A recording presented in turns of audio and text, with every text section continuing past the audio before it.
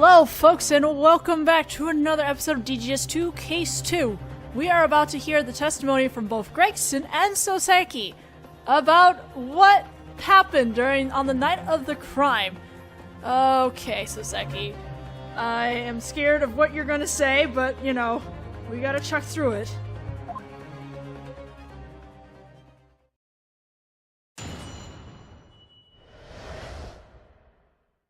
What I was doing on the night of the crime. It's true. That night at around 9 p.m. I took some tea and went to visit him in his room. Some hot tea and some hot literary debate. I returned to my own room around 11 p.m. He locked the door himself. In other words, my tea wasn't the culprit. Strychnine is a slow-acting poison. Even if one were to drink it, it wouldn't cause instantaneous death. The victim could have locked the door himself. There's no problem there.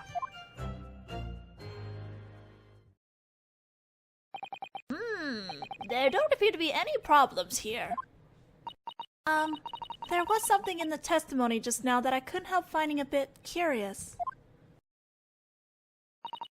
Souseki-sama claims that his tea wasn't the culprit, but, of course, I assume that investigation was performed to determine whether the tea actually contained any poison, correct? Good point. About that. Actually, we weren't able to do any such test. What? What? You didn't test the tea? That's kind of bad? What's the meaning of this? Shouldn't that have been the first thing you... Don't lose your head, Japanese boy.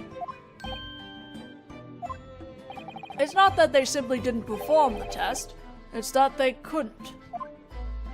They couldn't? There wasn't a single drop of tea in either the cup at the crime scene nor the pot. Apparently, he greedily gulped down every last drop. With our current technology, the situation made it impossible to conduct an investigation for poison. If there had been any trace of tea left at all, we could have tested it though.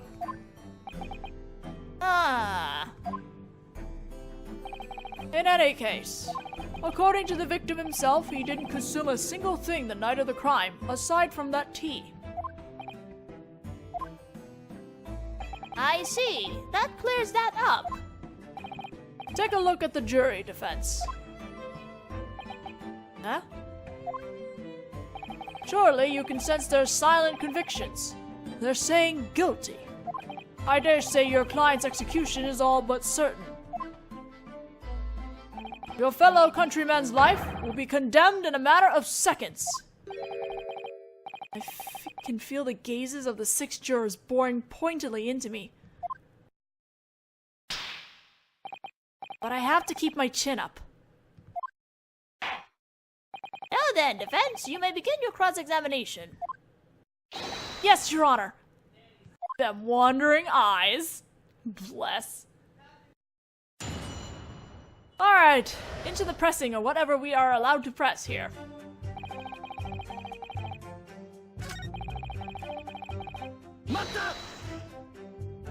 Literary debate. I believe I recall you saying the topic was the works of Shakespeare? Shakespeare, you say? Sounds like a rather standard debate. Indeed it was, Your Honor.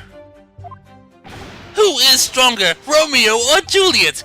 It was a fascinating discussion. Romeo and Juliet? Who is stronger? Out of curiosity, what was the verdict? Well, we decided that the fastest way to find out would be to try it for real. And so we fought. In the Greco-Roman melee style, of course. What? Huh? Mr. Potenzi has a variety of costumes in his room for just such occasions as that. Really? So when you say you tried it for real, don't tell me you actually put those clothes on and... He was Romeo, and I was Juliet. We were locked in a grapple, and at the end of our melee, my Juliet reigned victorious. It was my defining moment as a Japanese man. Oh my god. Please just imagine Souseki dressed up as Juliet. It sounds like a truly terrifying and bloody battle.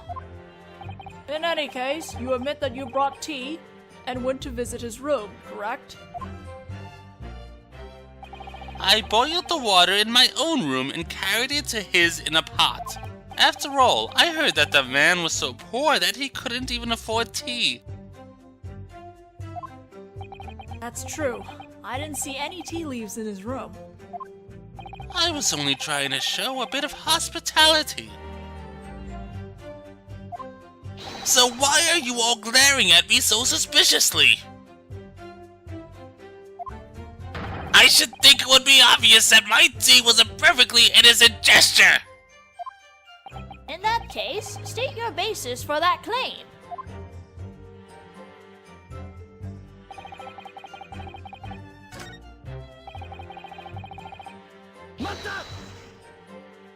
So then, about how long would it take for symptoms to show? According to the doctor who examined him, the effects of the poison could take as long as 30 minutes to appear. It causes severe cramps and paralysis, and then the victim dies due to paralysis of the respiratory system. Ugh. So it takes about 30 minutes from the time it enters the body for the effects of the poison to manifest, huh? Sounds like there are a lot of different types of poison out there. Oh yeah! And it was very common back then. For a method of murder, apparently. Talk of poison is always so frightening. It's 30 minutes. That's more than enough time for the victim to have locked his own door after the defendant left. He's got a point. That would suggest that Souseki-san had the opportunity to commit the crime. Here we have the autopsy report filled out by the doctor who examined the victim. It would have been impossible for anyone but the defendant to have killed him. That's what this report tells us. Very well, the court accepts the autopsy report into evidence. Victim autopsy report. A report completed after an examination by the police surgeon. Alright, let us look into it before we continue. I have the translation now, so I might as well look at it. Alright, the victim, William Potensi, even though he's still alive. Cause of coma, small dose of strychnine. Acute symptoms presented after 30 minutes from exposure to poison. It's highly likely that the poison was mixed in with the tea, but as a sample was unable to be collected, testing was not possible. Investigation log. Poisoning estimated to have occurred around 1:30 a.m. on February 21st. Time indicated by a broken pocket watch thought to have been damaged by the impact of the victim falling when the coma hit. Was a pocket watch? Additionally, nothing that could have acted as a container for the poison was discovered at the scene of the crime. He's right. It's written here. A slow-acting deadly poison. That's not good.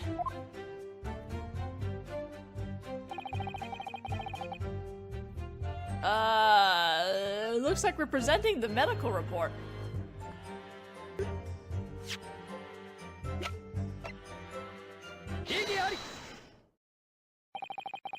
No problem there. I'm afraid that just isn't true. What? There's a time discrepancy here. Time discrepancy? What do you mean? Oh, Souseki. According to this medical report, the victim ingested the poison at around 1:30 a.m. However, the defendant, Souseki-san, left the victim's room at 11 p.m. Oh. That's right. There's a gap there of more than 2 hours. Look at that smug Naruhodō.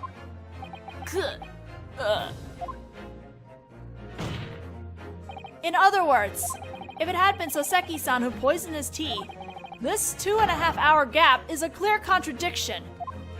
Wah! Why do they have the same freaking out reaction? That's true. It is. Your thoughts, Lord Van Zeeks? Hold on, I need to pour some wine and apologize now.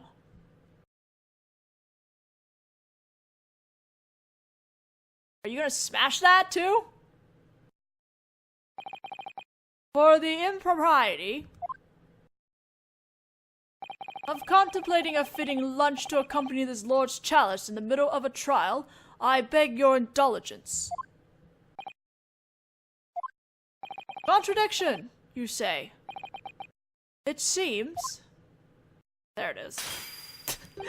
That this Japanese boy is seeing some sort of fleeting fantasy. Fantasy? The victim must have drank his tea alone after the defendant returned to his own room, at the time recorded in the medical report. Yes, around 1:30 a.m. Oh, that tea is cold by that point! But Souseki-san brought the tea for them to drink together. And we have a saying back in Japan. Drink your tea while it's still hot. On the other hand, in our country, we have this saying.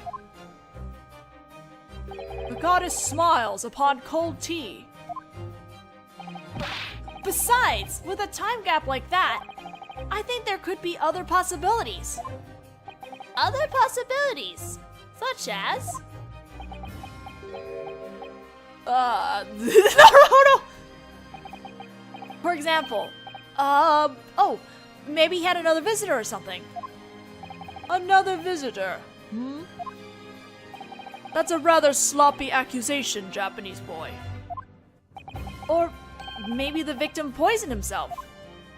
You mean to say that there was a suicide attempt?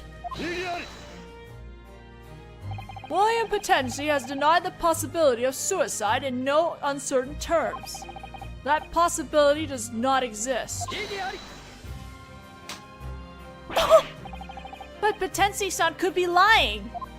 The sad death slap.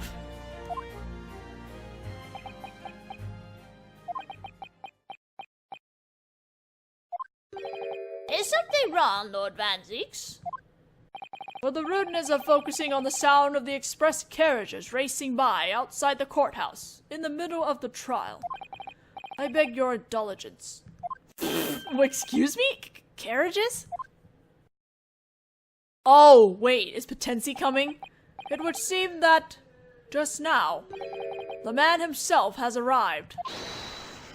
Hold it! Oh god, here he comes! I bet he has an amazing entrance, too! Souseki! Out, out, brief candle. Life's but a wandering silhouette. Oh, God. A poor player that struts and frets his hour upon the stage.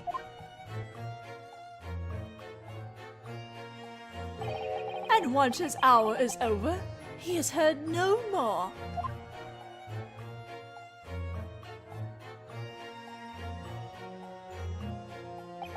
And you are... William Potensi, the victim of this crime. What? Rubble, rubble, rubble. Surprise! The prosecution moves to call this man as its next witness. His testimony will crush your useless struggle into dust. Oh. Next witness.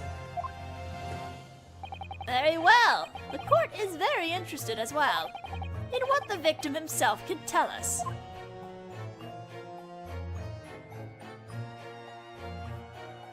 I, Potensi, am honored and pleased. But I still have a mountain of things that I want to say! Such as just how innocent and harmless I am, and in beautiful English, no less! Now then, the court will hear the victim's testimony.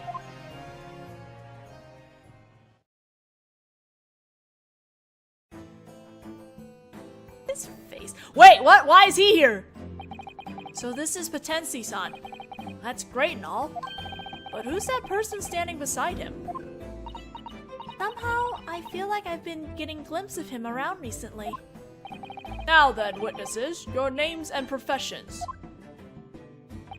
My words fly up. My thoughts remain below. The prolific poet and great playwright, William Shakespeare. How sublime would it be if I were a reincarnation of him? Those are the sort of musings I, William Potency, entertain. I'm a Chicago meter man. I work for the East End branch of Ultimate Gas Company. Now I remember. Yesterday on Briar Road. Oh, she's right. He was...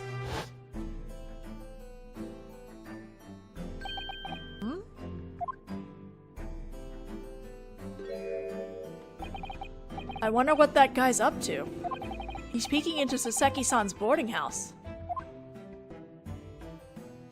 Is something wrong? Excuse us. May we have a moment? Run, dude! He's like designed like a bumblebee. It's that bag. And the way where it's positioned, you know?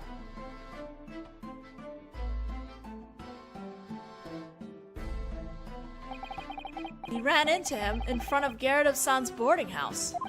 So he works for the gas company. What's he doing here? William Potency, you're the victim of this crime? Oh heaven, oh hell, would you have me remember? Indeed I, Potency, had a mouthful of the scent of sweet poison. I requested your presence in court after obtaining the doctor's permission to have you testify. The testimony of the victim himself ought to eliminate the need of debate. Behold, you see before you an angel in the flesh. I am pure, magnificent, and lovely. An honest man without peer. An angel. Okay, anyone who declares that, like, effortlessly is usually not an angel.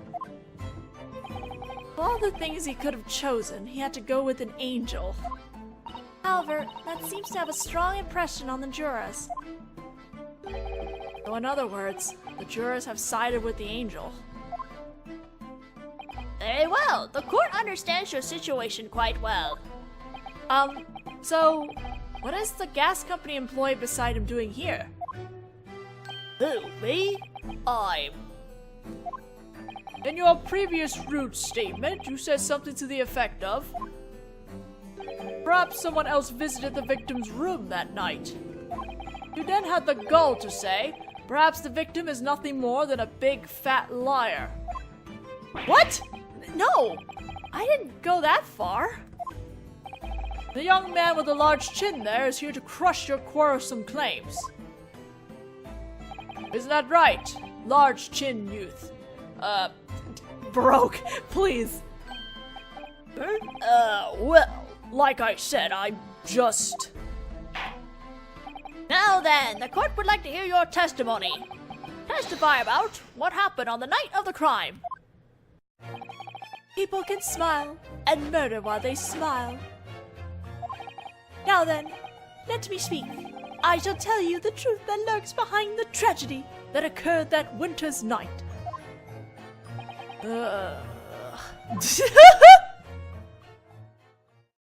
So, if he's from the gas company, he must have been checking on something about the gas piping, I guess. Though a winter night's tragedy. That snowy night, a certain neighbor of mine visited my room with some tea. The tea, how bitter it was. My neighbor left, and I fell prostrate upon the table. I fell prostrate. The only thing I consumed that night was that suspect's tea. I kept watch over his room all night from outside that frozen window, see? The only person who visited this bloke's room that night was that short hunchback Oriental. Just a moment, please. You were watching Potency-san's room all night? Right, well, I don't really know why, but that window is mostly blocked off. There's just one spot there where there's a gap in the brick so you can see into the room. So I was standing out there, my teeth chattering like mad, watching through that little hole. But why on earth would you do such a thing? Huh? Oh, well, there's one of them long stories behind that. What a piece of work is man! That's the only thing to be said about that. What do you mean? This large gentleman's jest has nothing to do with this case. Perhaps you do me the courtesy of ignoring it? No. What'd you say? There's that bumblebee profiling there. Well, never mind. What matters is what happened at the scene of the crime that night. And nothing more. Indeed, you're right. And, as this testimony has just made abundantly clear, it would have been impossible for anyone but the defendant to have committed the crime. Oh boy.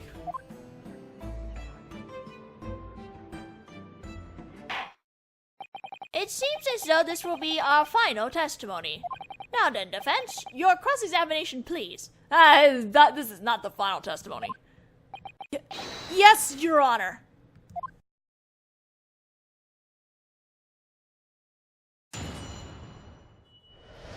Alright, let's press all the things. Well, most of the things.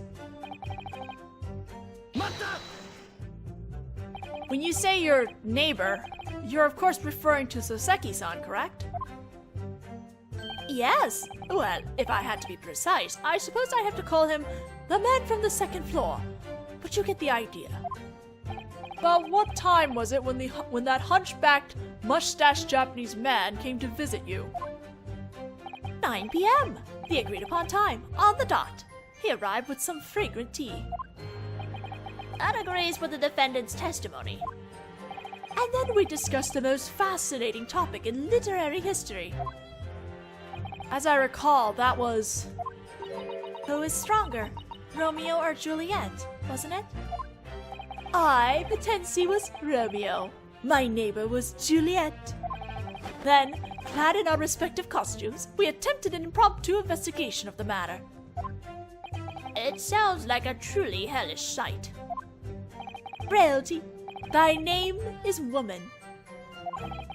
I heard of an oriental fighting technique called jujitsu, but I never would have dreamed that Juliet was a practitioner.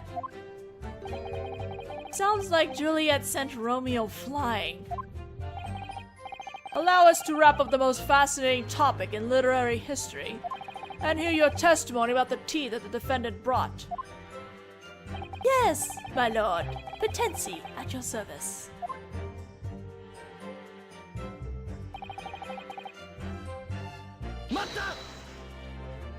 One moment, please.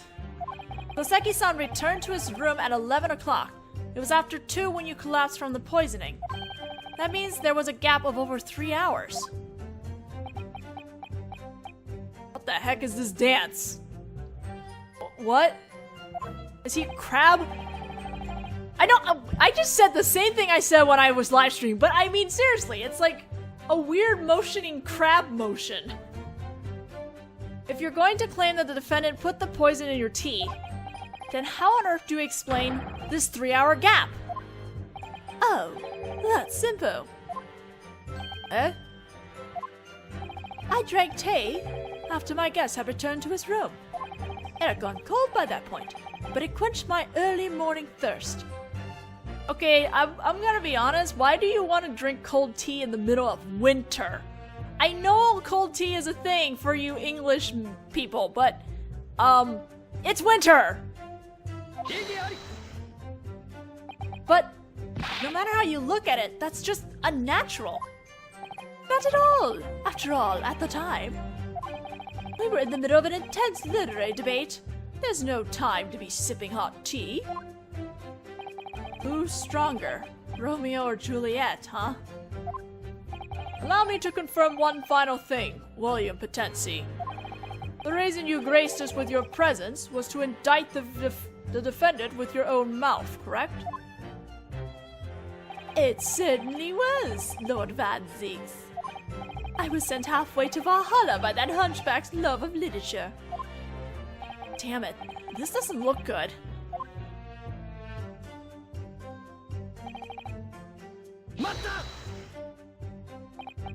You didn't have, for example, any dinner, or, Oh, the word dinner hardly even appears in my lexicon. Huh? Meals are to be consumed once a day. There's no morning, noon, or night about it. Yes, because you're poor. Goodness, that's rather Spartan of you. I'm the sort of man who endeavors to spend every hour researching the works of that prolific poet and playwright. Or you're just poor, and also, why are you posing like you're riding a horse? That's precisely why my room is dedicated to my stage costumes and little else. That's true. The investigation of your room turned up a rat that had starved to death. Ooh. Ugh. Come to think of it, I don't think there was any food in his room. Didn't find so much as a single book on theater. I ate those long ago. Oh. Oh. You ate them?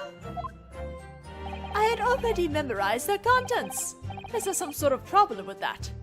Oh my god. Alright, I get it. Can you turn back around now, please? Therefore, there was no way that he could have ingested the poison any other way than via the defendant's tea.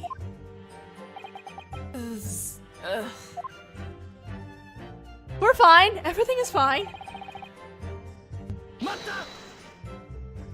As I recall, all the windows in the boarding house should be blocked off. It's like a relic of the window tax system. Yeah, they're filled in hideously with bricks. But there's one little portion of the window that's able to be opened. And that's how I was peeking in. That's true. The window in that room was able to be opened just a little. Now that she mentions it, I seem to recall 2 bars of soap being lined up side by side outside the window. There are about a million things I'd rather be doing than spending a frigid night peeking into some old bloke's room. But that's the mission that was assigned to me, and I'll stake my blazing life on it. Eh? What was that little appeal to the audience for? By the way, witness, after the defendant returned to his room, you happen to see the victim leave his room again? Nope. I'm pretty sure he was in his room the whole time. In other words, this eliminates the possibility of suicide. Why do you say that? The police searched the environs, the environment, the environs? Searched the environs at the crime scene quite thoroughly and didn't discover any sort of vessel that might have once held the poison. Without having found any trace of the possibility that the victim disposed of it, it's impossible for him to have attempted suicide. The culprit must have carried the poison container off with him. I see. That's some very lucid logic. That's a good point. Is that what it would mean?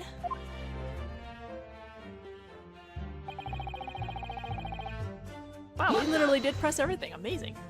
A short, hunchback Oriental. Are you saying that you're not sure it was the defendant?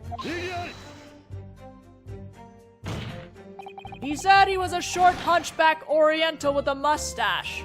It's a nearly perfect description. Well, the hole isn't that big, and the room was dim, so I couldn't see his mustache. But he definitely showed up at 9. So when the visitor arrived, did the two of them not drink tea together? No, I'm not sure. Huh? I mean, I couldn't get a good look at the inside of the room. But at one point, the silhouette of the small hunchback man put on a lovely dress, and he started grappling sluggishly. I have no idea what that was about. Right. I think that was likely when Romeo-sama and Juliet-sama were dueling for superiority. Witness? Allow me to confirm with you one last time. Did no one besides the defendant visit that room that night? Nope, not a soul. Hold it! Uh-oh. I think the jurors are in now. Your Honor! What is it, head juror? I've been listening in silence all this time, but I've had about all I can take. Wouldn't you agree, everyone? Yeah! What? In other words, your votes are now unanimous. Is that what you mean to say? Yes, yes, they certainly are. Wouldn't you agree, everyone? Yeah! Please, wait! We're still in the middle of the cross-examination! To be honest, Mr. Attorney, I had high hopes for you. After all, a decent amount of time passed after the mustached defendant returned to his room, for example. The 3-hour gap. But nothing happened during that time. As long as that fact is clear, there's nothing to hinder our votes. Like I said, if I don't come home with 15 shillings today, I'm really in for it! Eh? What you say? I can't hear! Oh, Grandpa. Very well, then allow us to hear them. Jurors, state your votes for the court now. 有罪 有罪有罪有罪有罪有罪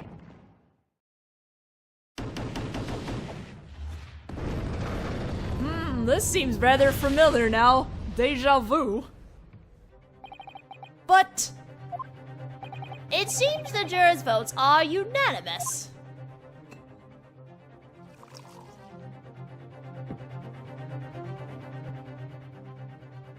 finally, a just verdict has been handed down, though it was no more than a formality.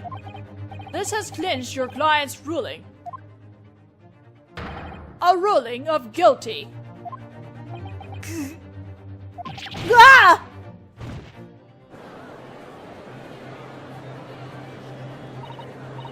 Naruhodō-sama, please, lift up your head. The trial still isn't over. Susato-san. Please recall the words of this old British jurisprudence. Recall the right recorded there that the defense has. The final appeal. That's right. This is an English legal procedure that doesn't exist in Japan. If I can just convince a majority of them to overturn their votes, then we'll be able to continue with the trial. I can't let the trial end this way. Regardless of what I have to do. The defense will invoke its right to a final appeal. As always, you don't know when to give up, do you, Japanese boy? Refusing to accept the truth and clinging to some archaic system. That's true. No one claims the right to a final appeal anymore. That's because overturning votes that have already been casted is unheard of. However, that does not mean that right has been erased. The defense has made a legitimate request. As per the provisions allowed by the Great British jurisprudence, we shall now commence the final appeal. Thank you very much.